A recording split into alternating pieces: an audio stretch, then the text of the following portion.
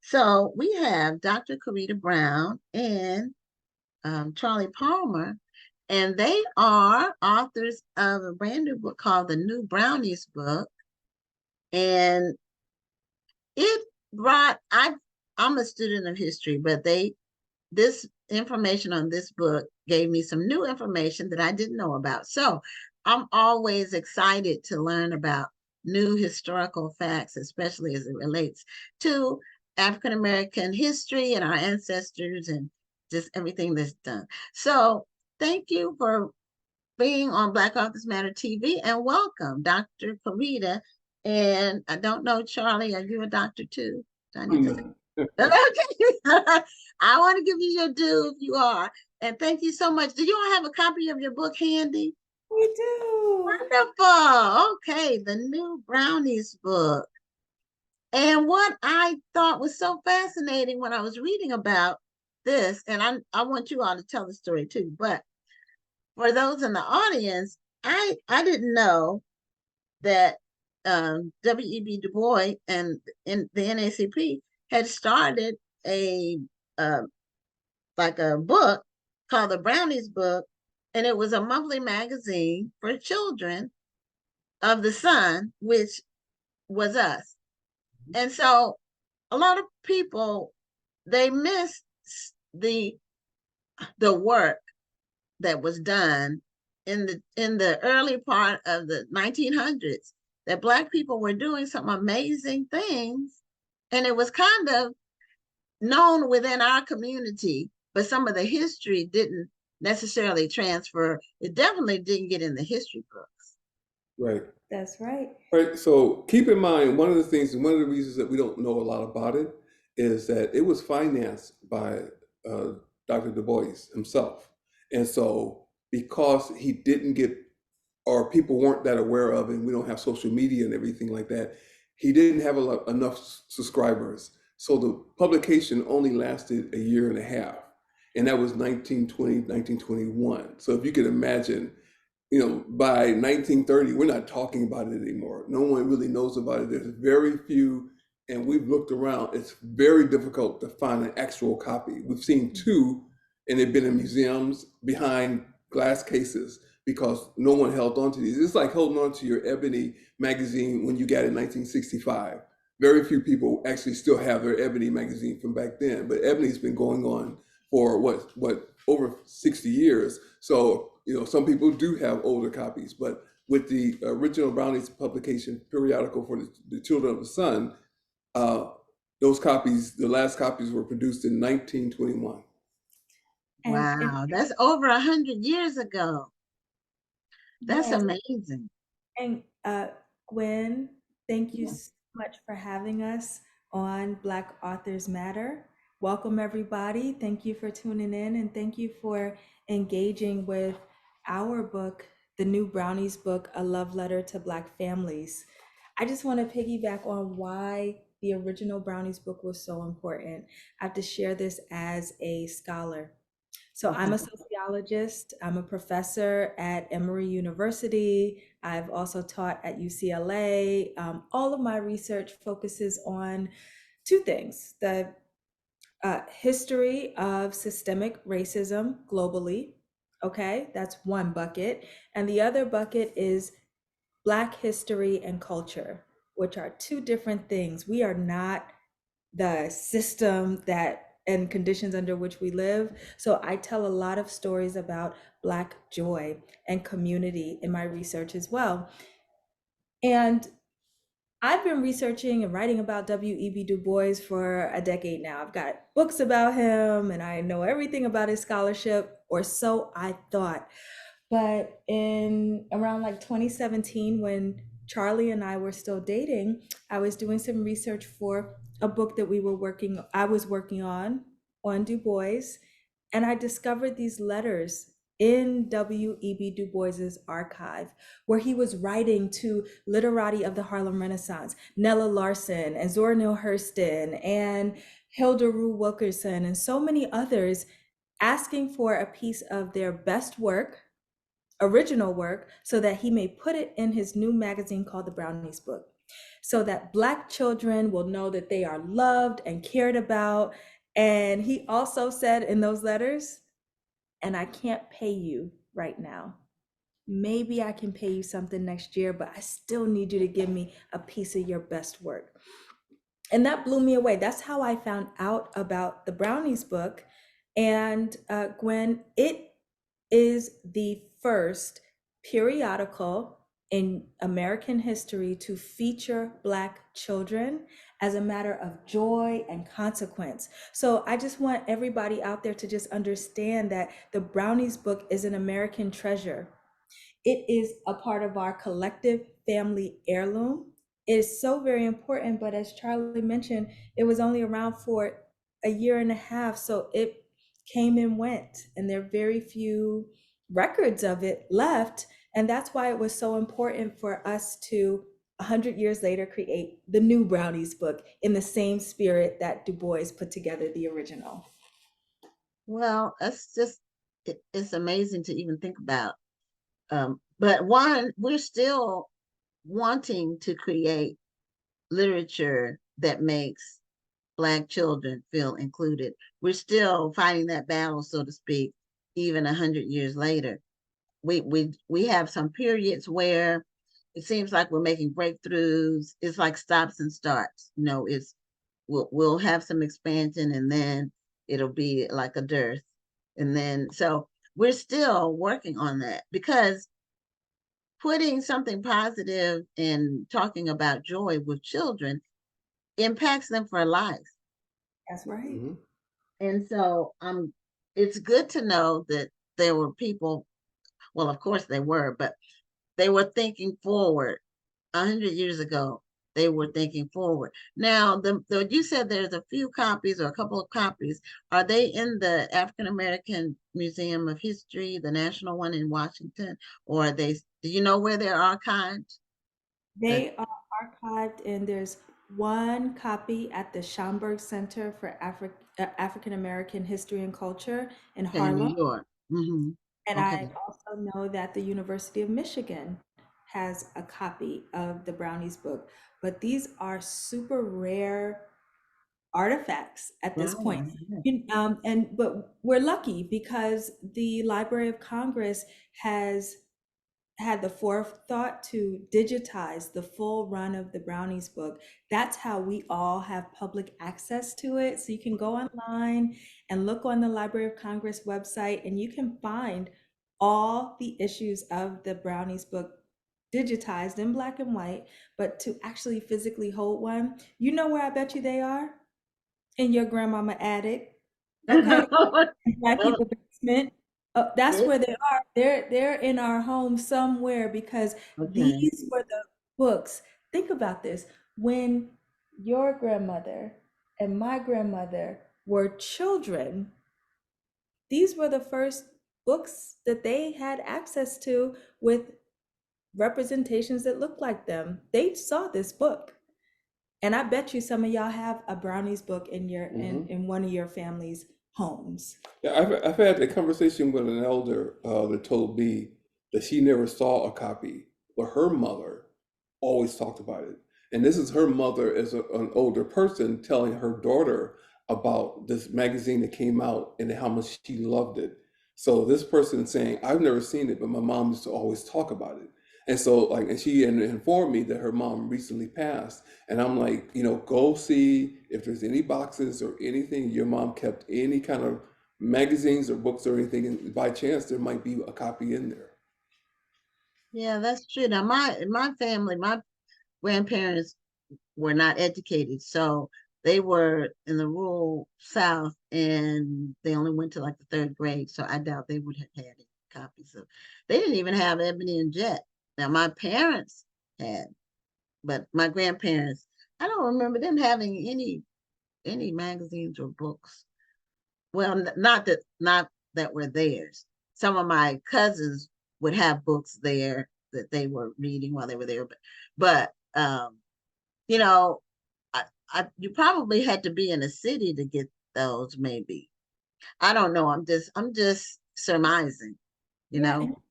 and I will say, Gwen, that myself as I'm an old millennial, meaning I just made it onto the cusp.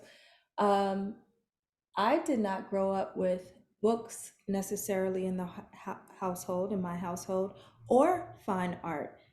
I remember Jet and Ebony. My parents To my parents. Mhm. swore on that, so we had that. And we had used encyclopedias that my father, who was a garbage man, daddy would go get those old encyclopedias from rich white folks' house when they would throw them out. Those were the books that I had access to in my household. But my mother always took my brother and I to the public library. And Mhm. that's how I was exposed to books. But like you, my grandparents, they had a third grade education. However, I will say that one way that the Brownies book and the Crisis magazine, which was Yeah. also Mhm. edited by Mhm. W.E.B. Du Bois as in the media outlet for the NAACP, um, folks didn't necessarily have to have a subscription. It didn't necessarily have to be in their homes. Why? Because those magazines were traveling with Black folks during the African American Great Migration. Remember, we were on the move during this time. So Right. those That's true. magazines Mhm. traveled on the trains, they traveled in churches. Folks were passing these materials around to talk about what our dream horizon could be. And that's what the Brownies book did, but that's also what the Crisis did, the Chicago Defender, so many of our outlets of the Black press. Now, was the magazine, did it have photographs or was it just like articles and poems and things like that? They always featured. They were some people would even send photographs of their newly born child, some toddler photos, a lot of high school graduation photos, and some situation photos. So they had all these great photographs, but they also had line drawings as well as paintings and illustrations. Oh, okay. Wow. That would be amazing to see. I'm gonna have to go see if I can pull it up online. Does the Library of Congress have their information where you can look at it online, or do you have to go there? You can look at it online on the Library of Congress website. So if you just type in the Brownies book, W.E.B. Du Bois, if you see the Library of Congress link pop up, you'll be able to Mhm. see it. But one thing that we wanted to make sure to do, Gwen, in the new Brownies book is to make sure that we're hearkening to the original. So we've republished many of the images from the original and some of the literature from the original, including works by Langston Hughes and other poets and authors. So you'll get a lot of new school in the new Brownies book. There are original works from 50 Black artists and authors of today who are living, and also many contributions from the original Brownies book. So you can kind of see the legacy carrying forward. Wow. Now did you mix them together as you went from page to page or section to section, or do you have like an old section, new section separation in the book? It's actually a combination, but a lot of the earlier works are shown in the early pages of the book. There's an Okay. intro, there's a statement that Karida wrote about Du Bois telling his story. Then there's an intro, beautiful poem of Children of the Sun. And then they go into a kind of a mixture, but there's a whole area where it's focusing on some of the past images and writings. And then it goes into a lot of the most current works. Oh boy. Now, how did you decide on your cover photograph? Okay, so let me show this real quick. So this was the original, one of the original Brownie Books covers. See the little girl, kind of Yes. as an angel, and so I Okay. thought I could always paint that, but I'm like, wouldn't it be great to use this image? This is by Toki Rome Taylor, and it was actually a print that we had on our wall, and we're like, that would be a stunning image for the cover of the book, and so that's where Oh, that idea came from. wow. And That's it also can see it's gold leaf, so it's like a yes. gold wrap around that's absolutely gorgeous. You Yes. know, and there's a lot of noted artists, writers that are a part of this publication. So if someone were to open the book, what's one of the uh, images from the book that you maybe like to share You know with the what Karida just did is a good example of what this book's about. You can grab any page, and she just grabbed a page. Okay. Oh boy. Uh, Oh, and this is a fantastic story about, what was it called? The Island. Island of the Lost Fathers. And it's Oh, a concept of our Black fathers are out there. They just have been taken away to an island. And it's about a little boy's journey to find that island. oh, here's another See, great she one. I just want to show randomly it. grabbed another I just page. opened this page. This oh, is a wonderful painting, an oil painting by James Ransom that's in the book. And okay. corresponding is a poem written by Frank X. Walker, who is the former poet laureate of the state of Kentucky, who generously contributed to the Brownies book. But this poem is to his young son, Kumasi. But again, like Charlie said, you can flip open any page of this book and you're just going to get wonderful art. Amazing. You're going to get poetry. You're going to get short plays and essays and funny stories and games. And that's what it's about. It's supposed to be meant to be an intergenerational book. So yes, it is geared towards Black youth, but it's meant to be for Black families. And that's why we called it a love letter to Black families.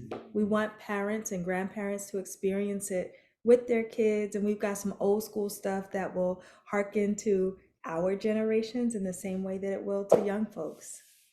It's interesting that you mentioned Frank X. Walker because we have an awards process that we call Black Authors Matter Children's Book Awards Oh, wow.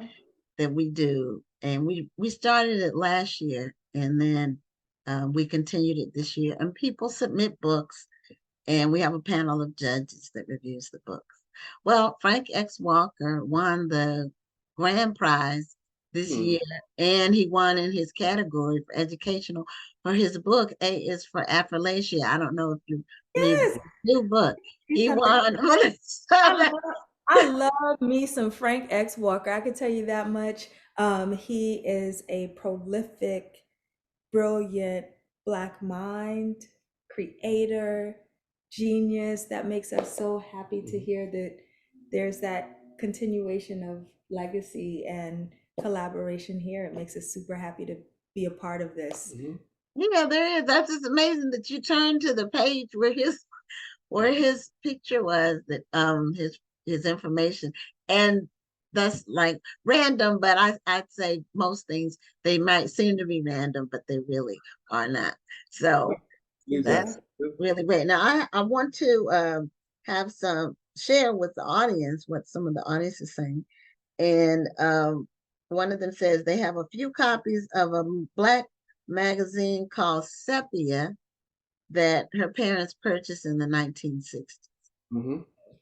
So that's, there were some magazines that were during for a time period, and they discontinued because magazine publishing is tough.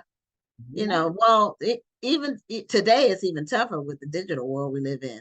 But John Johnson, he did some major things to keep his stuff going, and that story, if you've ever read his, I don't think his autobiography is still in print, but his story is an amazing story about how he launched Jet and Ebony and what he was up against and how he kept it going. So someone else mentioned they have a copy of your book, and they say they love it. Ignatius Aloysius, he says he has his copy and loves it.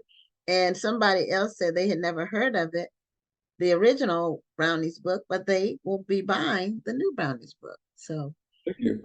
yeah, so I just think it's amazing. So what do you want people to, what's the main message you want to send, or the main legacy you'd like to leave with this book? And well, let me backtrack. Is this your first book that you collaborated on? Yes. All Okay. right.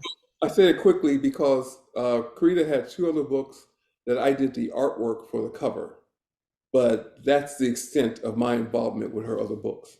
Okay.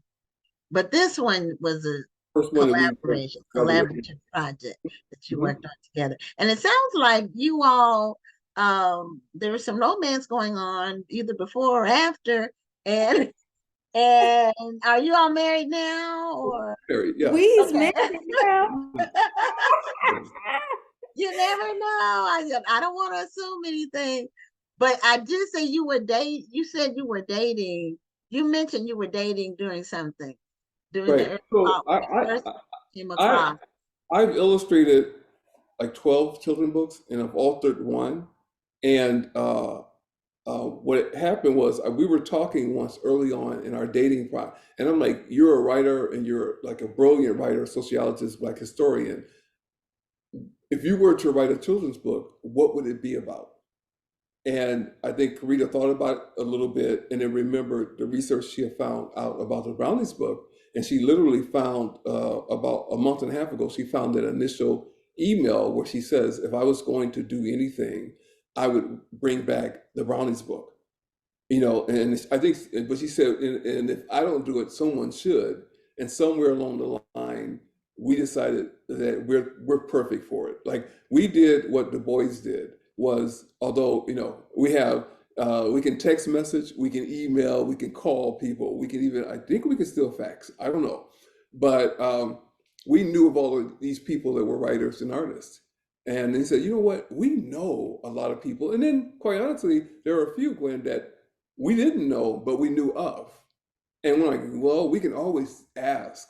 And we're not afraid to get a no. And like people ask a lot of times, how do we select the writers and the artists? We had a list that was much bigger than the list that we started with, but we didn't expect everybody to resoundingly and without any doubt say, I'm in. Yeah. Like, I don't even know. I hear what I want to do something. And we never attached what you should write or paint or whatever. We just said, give us your best and we'll make it work. Oh boy, that's really good. So you have 50 other people besides the two of you that have contributed to the book. Hmm. So it's really like an anthology almost, It Hmm. is. Hmm. uh, in many ways. But because it harkens back to previous work, it's like a historical anthology. And that's just really, really great that you all brought this back. There's more and more because I tell people we've been doing this show for over 3 years. We've interviewed over 500 people. Thank you. Um, we're getting close to 600. We're getting close to 600 that we've interviewed. And there's a lot of history being resurrected that was dormant that people didn't know about or nobody wrote about it or it wasn't commercial. It was only in universities and colleges and it wasn't for the public to enjoy. It was more like textbooks. And now since we've had this show, there's been so much historical, there's so many books on different historical topics. A lot of historical fiction is also coming out, some of it based on real people or there's real life situations. So you all are all part of that resurrection of history, things that we should have known about and didn't come to light until now. And it's just great. It's amazing. Thank you. We're, Thank we- you for we're, what you do. we're honored to, you know, take the torch. And quite honestly, we've talked about this before. Although the original magazine, because the boys was very actively involved, would be a call and response. So people would send letters, mostly little people, young people, and he would respond to them. And so we thought about this and said, you know what, this might be one of those kind of situations where people, like after looking at the book, because it really is about love. It's not even about being Black, it's about being human. Yeah. Like he said in the original publication, is that it's for everyone, but especially for us. But it's also when we say for everyone, when anyone reads this book and sees these images, they'll know it's for everyone. There are very few stories in here about being Black. There's a lot of stories in here about existing. in being human. And that's one of the things that we kind of intentionally try to do, is to not let people, because it is for us, but it's about how broad a range our topics are, our thoughts are, even a sense of humor and everything. Like, it's a little bit of everything in this book. Yeah, we're not in a box. We Yeah, are the that's fullness of the human experience. So we've got everything from, when it comes to art, we got figurative art, abstract, sculpture, we have comic strips. There are all expressions of the artistic landscape and all genres of literature. There is poetry, there are essays, short stories, historical pieces, and everything in between, even short plays. Langston Hughes's first published short play is right here in this Brownies book as well. And then we've got a Fisk University student, Jasmine Mitchell, who wrote her first short play, and we've also published it alongside his. So it's just this bold statement that we are universal. Hmm. Hmm. That's well, it. we are. We're, and we're not like a subgroup. That's We right. are a cultural group. We do have a culture, we have a history, but we're human beings just like everybody else. And we go through the same life cycle and emotions and have the same drives, the same things that drive us. Now, how long did it take you all to put this all together, to get it from Well, now, did you all go through like an agent and Mhm. major publisher, that process? So yeah, normally that's a 2-year thing from getting signed to getting the book out. yeah. And keep in mind, again, we had 50 people that we had to Right. manage. Most of them, Right. Imagine right? that. But we Okay. went to like an agent that I already had and told her, hey, shop this idea. And so Karida, created a very strong proposal, and so she was able to present it, and then we were able to pitch it. And Chronicle Books published this. And what I have to acknowledge, Natalie Butterfield was our editor. She gave us patience because there were times when we wanted to redo something or add something to it. There's a whole section on honoring sheroes, on Black women, and there's also a little quiz at the end, like, can you identify, do you know these people?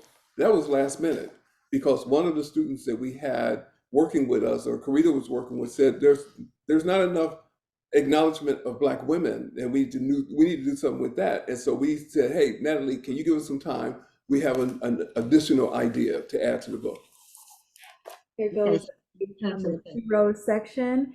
Oh, And okay. there are 26 Black women, historical figures featured in this section. And I would dare y'all, when you get your Brownies book, do the test. Can you name them all? How many can you get? Go through these with your family. It's super fun. And I can tell you, I shared it with some of my other Black academic friends who are scholars of African American history. I haven't found one person who gets them all right. Mhm. Yeah. So it's just a reminder, there's always something we're always all lifelong learners.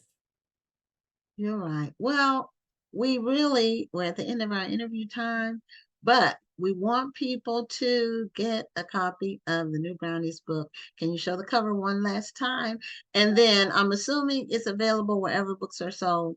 Do Yes. you have a website where people can get them directly from you, autographed or anything like that? Do you have anything like that going on? Or just they just buy? Or are you doing a book tour? This is So my last question because we're at the end of our time. okay, this is our first time sharing this in a public forum because we just completed this today. So yes, you can absolutely order your copy of the Brownies book anywhere books are sold, online or at your local bookstore. Support independent Black bookstores, they have them. But if you want something special, especially for the holiday season coming up, we just put together a Brownies book gift box Hmm. that has a signed uh, frame print of Charlie's, of a piece from within the book. It comes in a beautiful box. There's some other Brownies book treats in there, and that will be available for purchase on charliepalmer.com. on Charlie's website, and we'll be putting an announcement out on his Instagram and on our social media channels for where you can get that. So it's a wonderful gift for the holiday season, and that's just not us saying it. I hate to brag, but Oprah just put us in Oprah magazine and said every family needs a copy of the Brownies book. So we agree. Oh, well, breaking news all the way around. Congratulations on that. Okay, well, thank you so much, Karida and Charlie, for being guests on Black Authors Matter TV.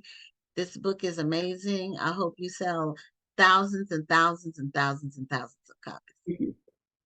Thank you for having us on the show. Thank you. Okay, you're welcome. Have a great evening. Bye, Gwen. Thank you. Bye. All right.